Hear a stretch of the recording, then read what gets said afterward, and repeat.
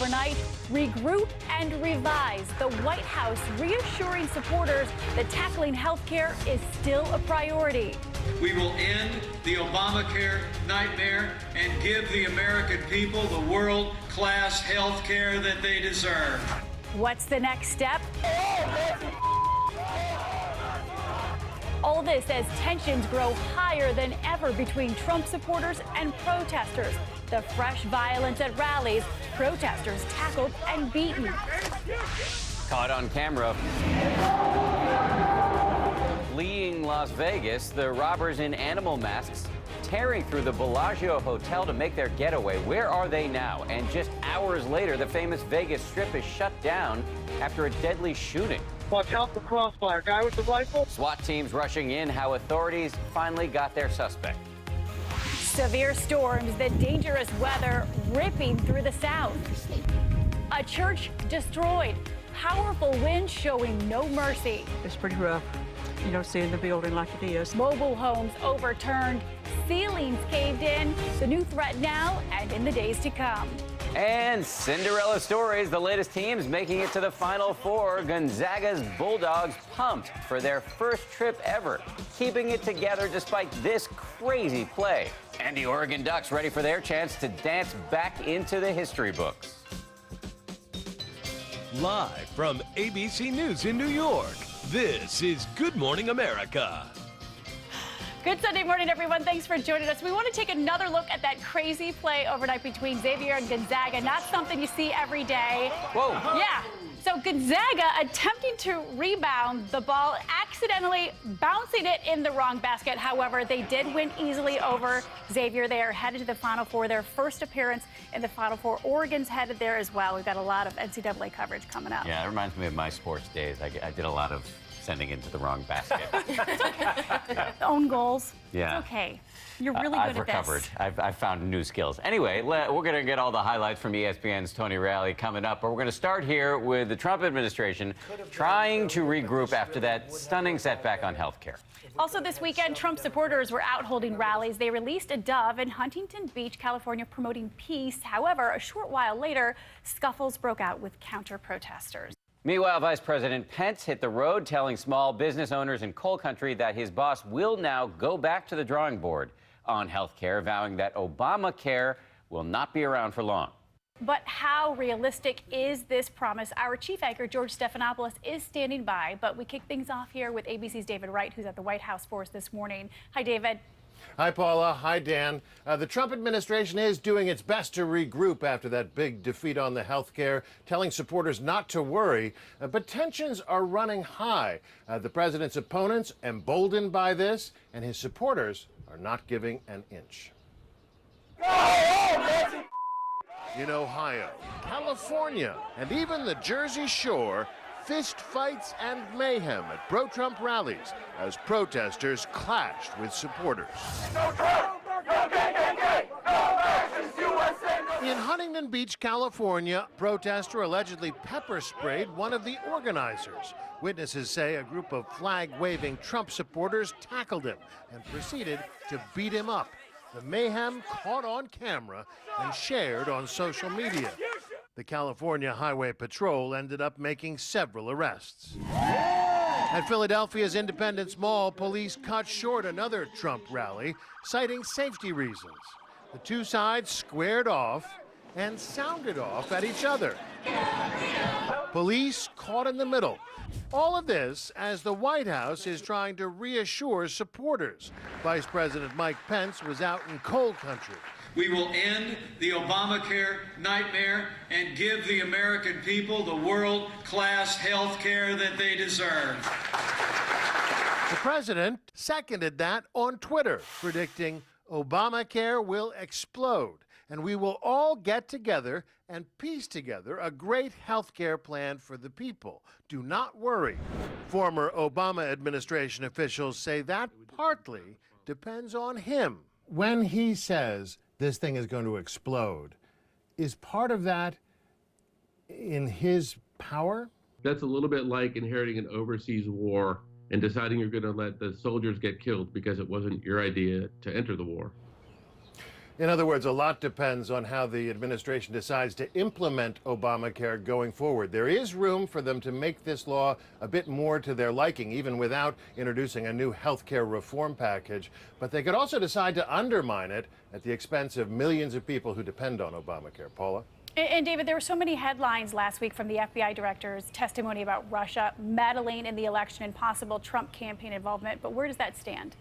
Well, there was supposed to be another hearing of the House Intelligence Committee tomorrow. That was canceled without explanation. What we do know is that Trump associate Paul Manafort and possibly Trump associate Roger Stone have volunteered to testify, both of them looking to clear their names. It's not clear, though, whether that'll happen in public. Paula, Dan?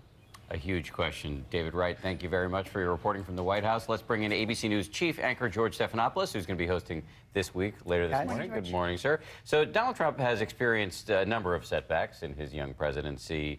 The firing of his national security advisor, the courts blocking his travel bans, the FBI investigating his team's ties to Russia, and now this health bill. Is this usual, and is this the usual growing pains for a new president, or is this something unprecedented, and can he come back from it? I think Speaker of the House Paul Ryan said it right on Friday after the loss. You can't sugarcoat this, and you can't sugarcoat this for President Trump. Looking at these first 67 days, it's as stumbling a start as we've seen in modern times for any president. Listen, all presidents lose big fights with Congress.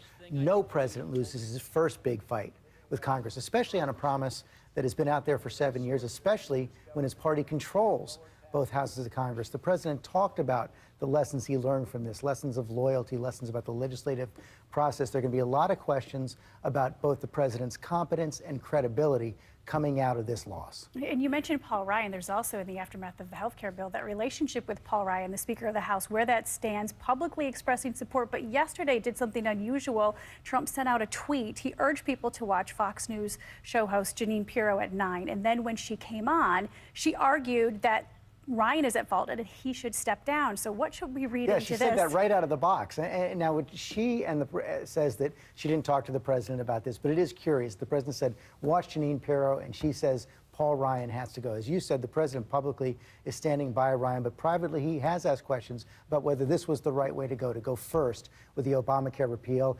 Apparently, he said several times in internal meetings we should have gone with tax reform first, and there was never a very close relationship to begin with. Remember back in October, after that Access Hollywood tape came out, Paul Ryan said he was done with President Trump. So this has not been a close relationship. They're trying to keep up a good public front. It's a complicated relationship for sure. And there's no guarantee that tax reform is going to be easy either. You have the chairman of the Freedom Caucus on the show this morning, the conservative legislators who defied the president on health care.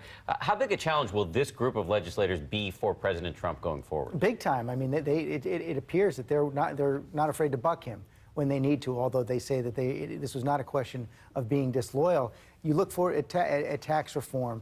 Members of the Freedom Caucus say that any tax cuts have to be paid for. It's a lot harder to pay for a new tax, given the fact that you don't have now $1 trillion that they were counting on. $1 trillion they were counting on in Obamacare. They're going to push him hard on the debt limit, on whether or not, in order to extend the debt limit, you should have a path towards a balanced budget, which the president's budget doesn't have. So this is just the beginning of what is likely to be a very fractious relationship. George Stephanopoulos, thank you very much. Thanks, and I want to remind everybody, George has a big show this morning. He's going to go one-on-one with the Senate Minority Leader Chuck Schumer, and also, as we said, the House Freedom Caucus Chair, Congressman Mark Meadows. Plus, as Congress and the FBI investigate Russia's interference in the 2016 election, George is going to talk with the former Trump campaign advisor, Roger Stone. It's all coming up on This Week right here on ABC. Thanks again, George. Busy show. It's always great to have George in studio. And in weather, some areas of the country are dealing with severe weather right now. In Louisiana and Arkansas, they're recovering from hail, damaging winds, and even a tornado. And that threat isn't over. Rob Marciano joining us with What's in Store. Good morning, Rob. Good morning, Paula. We are getting into a very active and amplified pattern, nearly back-to-back severe weather events. This is the storm that came through yesterday. We might get some more storms across the Appalachians. Next storm up is coming out of Colorado into the plains today. We're looking for severe weather, likely outbreak overnight tonight from Dallas up to Oklahoma City. The ingredients coming together: cool Canadian air, dry air from Mexico, and moisture will build from the Gulf of Mexico today. I-35 looks to be the hot spot. That's where we think storms will fire and during the overnight hours, so that's what's going to make it especially dangerous. And then another setup beyond that on Tuesday. Right in the heart of that in Dallas is Philip Mena with more of our storm coverage this morning. Good morning, Philip. Rob, good morning. Yeah, this weekend has brought intense storms here to the south. So far here in North Texas and in Oklahoma, we have been spared, but now we're in the bullseye. This morning, communities across the south hit hard after storms ripped through, destroying homes, collapsing roofs, and tearing up trees. This was a side entrance to our fellowship hall. In northern Louisiana, Pastor Martha Grigg showing us what's left of her church of nearly 40 years after powerful winds swept through. The roof blown off, the concrete walls crumbled, Bibles among the pile of debris. It's pretty rough, seeing the building like it is. Luckily for her and her congregation, the storm hit in the middle of the night. And I'm just so thankful that there was no one in the building. No one got hurt. Down the road, a neighbor sawing this massive uprooted tree. In Cato, Arkansas, an EF2 tornado bringing winds of up to 120 miles per hour. The whole house was shaking. I knew it wasn't an earthquake. The twister on the ground for 7 minutes, flipping this mobile home. The bottom gone. Here, only the frame left, and this home's ceiling caved in. Unfortunately, we could see similar scenes playing out here in this region later tonight as we brace for a new round of severe weather. Right now is literally the calm before the storm. Dan? More to come, Philip, and more weather coming up on this broadcast very soon. But we're going to turn now to a harrowing 24 hours in Las Vegas. New video capturing the armed robbers in masks who pulled off a daring jewelry heist at the famous Bellagio Hotel. Then there was a deadly shooting in the heart of the Vegas Strip, and ABC's Marcy Gonzalez is right there in Vegas covering it all. Marcy, good morning to you. Hi, Dan. Good morning. Things are now back to normal here after those two unrelated crimes, one of them bringing this normally very busy area to a standstill. For hours, the famed Las Vegas Strip shut down. Watch out for crossfire. Guy with the rifle? Thousands of tourists kept at a distance. People just dropped everything everywhere because they were in such a hurry to get out. As SWAT teams surrounded this public bus outside of the Cosmopolitan Hotel, trying to capture the suspect they say got on board Saturday afternoon and randomly opened fire on passengers. He just started shooting indiscriminately. One victim killed, another shot in the abdomen but expected to survive. The other passengers managing to escape as the accused gunman barricaded himself on board. Police using an explosive and launching a robotic camera into the second deck of the bus, trying to get a better look at the accused killer before he finally surrendered. He's got some mental issues. We found that very evident. We know there's no terrorism nexus. This just hours after another scare on the Strip. The Bellagio Hotel put on lockdown after a heist at this high-end jewelry store. New video shows 3 suspected thieves wearing animal masks making their getaway after using sledgehammers to smash their way into the Rolex store. Possible active shooter in a zebra mask. Police not commenting on how much was stolen. And police made one arrest in that case this morning. They are still searching for the other suspects, and they stress that burglary was in no way connected to the deadly shooting here on the Strip. Paula? Again, as you said, they were unrelated. Marcy, thanks for your reporting this morning. And this morning we are seeing disturbing new images of the murder of a former Russian lawmaker who was a well-known and vocal critic of Vladimir Putin. ABC's Jennifer Eccleston covering this story from our London bureau for us this morning. Hi, Jennifer. Good morning, Paula. The man, an opponent of the Russian president, gunned down in broad daylight after defecting to Ukraine. This after a recent interview saying his life was in danger. The newly released surveillance video captures it all. The horrifying suspected assassination of former Russian parliament member and Putin critic Denis Voronenko in broad daylight in the streets of Ukrainian city Kiev. Watch as the shooter approaches Voronenko and his bodyguard, and hear firing a gun.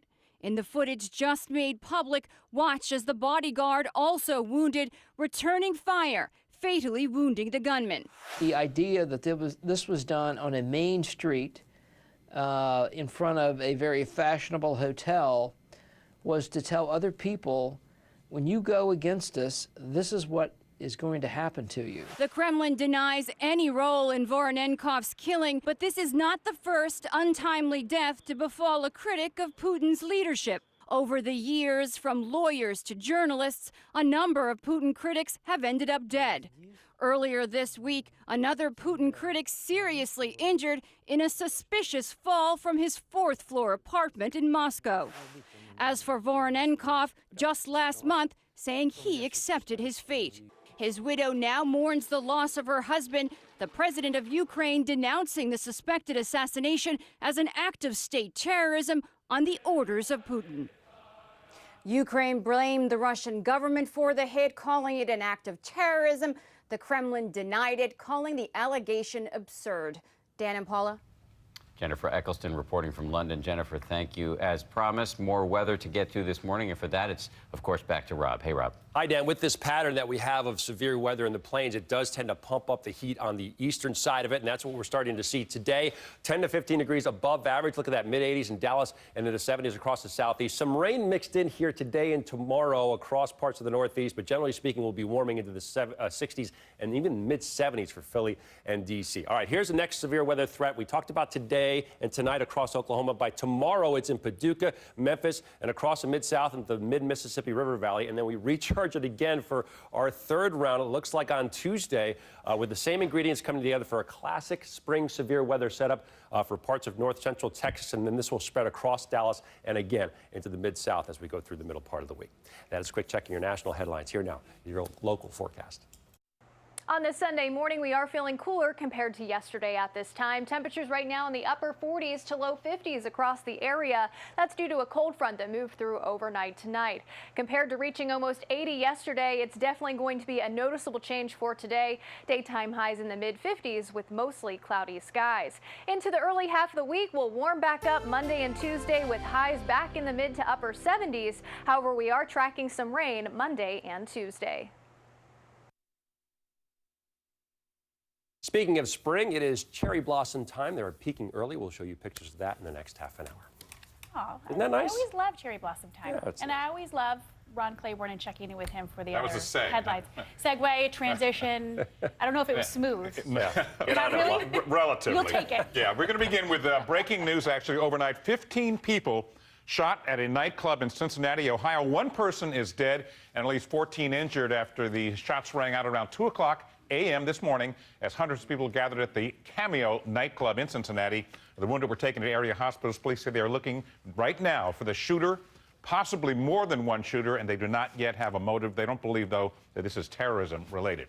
And overnight, the Pentagon announcing that a U.S. airstrike in eastern Afghanistan last weekend killed a senior al-Qaeda leader believed to be responsible for multiple terror attacks, including a 2008 bombing in Islamabad, Pakistan, that killed 2 American soldiers. Earlier in the day, the U.S. military taking responsibility for an airstrike earlier this month that was targeting ISIS militants in the city of Mosul, Iraq, that residents there say killed more than 100 civilians. The military says it is investigating those claims. And now to London, where police are saying that the suspect in Wednesday's deadly attack, Khalid Massoud, acted alone in an assault that lasted 82 seconds. This new video has emerged from the scene just moments after that rampage. You can see police rushing in to help the injured. The suspect taken down. He was fatally shot by police. And notice the gates into Britain's parliament left open and unguarded in the confusion. Back in the U.S., federal investigators say cockpit audio from the small private plane that crashed into a home in an Atlanta suburb indicated that there was possibly a problem with the autopilot that may be to blame. The mangled wreckage of that aircraft now being removed. The pilot was killed in that mishap. The residents of the home were at church at the time that accident occurred. And friends, family, and fans paying tribute to Carrie Fisher and Debbie Reynolds at a public memorial in Los Angeles on Saturday.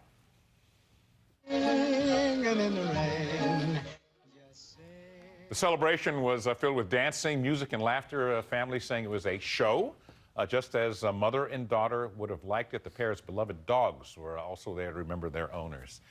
And in Texas, the Coast Guard was called in to pull 8 people from the water after the 2 boats that they were riding in collided near some jetties off the coast of Corpus Christi. Rescuers throwing ropes to the stranded boaters and moving them to safety. 1 man was injured and taken away by helicopter for treatment. And finally, fans expect to see some great basketball games now that the NCAA tournament is down to, well, just a few remaining teams. But it was a member of the mopping crew that stole the show, well, briefly at the Gonzaga-Xavier matchup. Check this out. Gonzaga's Josh Perkins running down to lay up there. That's the mopper. Yeah, caught on the court cleaning up, had to scramble to get out of his way. Perkins keeping his focus and laying it in there for